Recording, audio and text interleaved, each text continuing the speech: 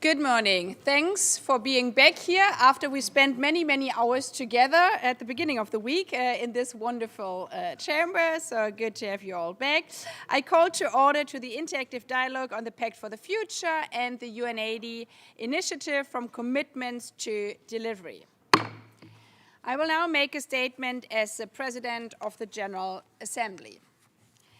Mr. Secretary General, Excellencies, dear colleagues, thank you for joining this interactive dialogue on the Pact for the Future and the UN80 initiative from commitments to delivery.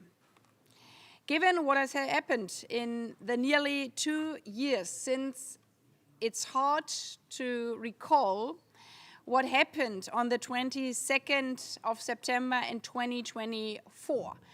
Because since then, the world has turned upside down again. But this was the moment when there was this sense of satisfaction and also the sense of unity here in this building.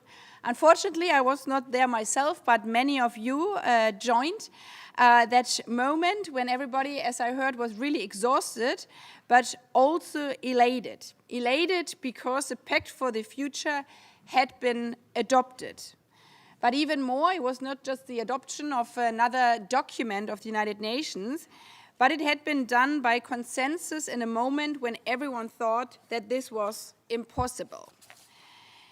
And the Pact was more than one of the last consensus texts. It is also our joint recommitment of the multilateral system in consensus. Indeed, the Pact in paragraph 6 explicitly, I quote, recognizes that the multilateral system and its institutions with the United Nations and its charter at the center must be strengthened to keep pace with the changing world. That is where the UN80 initiative, on the other hand, comes in, which we worked on so intensively, especially the Secretary General worked on so intensively since the 22nd of September of 2024. The UN80 initiative comes as a multilateralism can only remain credible, responsive, and capable of delivering for people everywhere if it evolves, if it is reformed. If we make our UN system fit for the future, effective, capable, just, representative, inclusive, and financially stable. If we match ambition with discipline through relevant, mandated intergovernmental processes. So today we are not here to debate this mutual reinforcing relationship, but to reflect on how our efforts across the 3 work streams of UN80 on budget, mandates, and structures align with the aspirations of the Pact. To look more precisely at the specific promises of the Pact and to determine what can be done differently, either in the 3 work streams or more broadly across the entirety of the UN reform agenda and broader UN system to further accelerate implementation of the promises within the Pact. Because, dear colleagues, and this is why this is an informal and it's a signature event, we must be candid and look a bit below the surface. Despite the promises we made in the Pact and the SDGs, and in many more forums and documents, we all know that we are still falling short in delivery. 4.6 billion people are not fully covered by essential health services. 2.5 billion women and girls continue to struggle for equality in every area, from education to employment. 270 million people went hungry in 2024. 273 million children are denied access to school. So if we really mean when we say that the Pact is our commitment, the SDGs are our benchmark, and UN80 is our delivery mechanism, then we have to deliver with more speed. And that means fleshing out the substance, putting meat on the bones, as they say, to the UN80 process. It also means having an open discussion about what works and what doesn't, particularly when it comes to the concrete deliveries within the Pact, which are related to the reform of the United Nations and their agencies. So as we are heading to the next briefing, also on Workstream 3, I would like to focus on that point for a moment. Considering the efforts of Workstream 3 and drive our work to synchronize it, yes, we have to look beyond the scope of what is there to find areas for improvement and synchronicity. This includes, for example, to give a very concrete example about the fact of children being denied of school, 273 million. Many are related to conflict and crisis and wars going on. But some could be even reached better if we synchronize the work on education between the different agencies.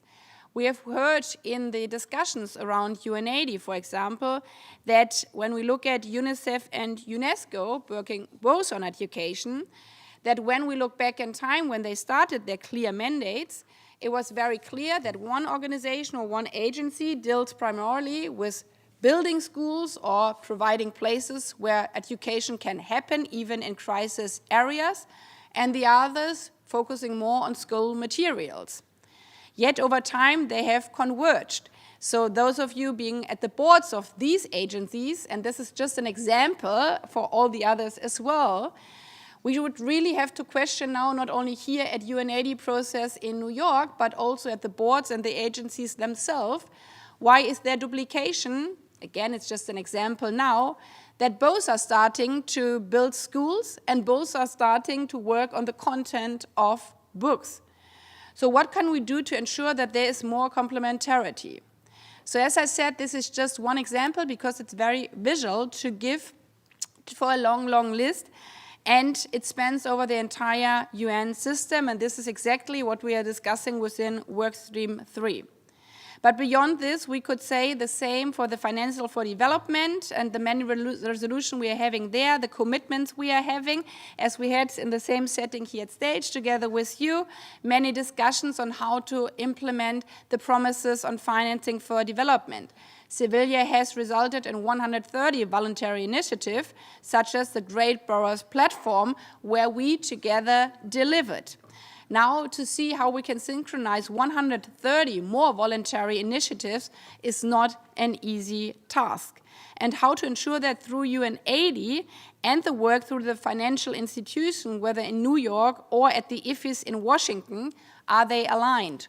We had a meeting here under the Better Together dialogue with the small groups of PRs. Thank you of those for joining. And almost every one of you under Chatham House rules said that it's also the issue of if our own missions are saying different things between New York here with the UN and then the financial institution being back in Washington. So it's not only about Workstream 3 and the Secretariat, but also the synchronizing within ministries, within governments to be aligned in the different parts of our work. So thankfully, we have not only enough to do, but we have a great process, and I would like to thank again the Secretary General for setting up this UNAIDS reform process in these challenging times. And the good news is we have delivered very powerful. With the establishment of the Independent International Scientific Panel on Artificial Intelligence and the Global Dialogue on Artificial Intelligence Governance, we have delivered on one big part of the Pact for the Future, also in the light of that we have to not only build new working groups, but to be very efficient in the work we are doing. So dear colleagues, let us move forward in the same positive spirit of the Pact and with the same commitment that we have applied to the UNAIDS initiative and strive, if possible, for consensus. But let us also not shy away from moving forward as a majority when the opportunity for implementation is before us. In this regard, I really thank all of you, especially the Secretariat and the SG and the DSG for joining our debate today.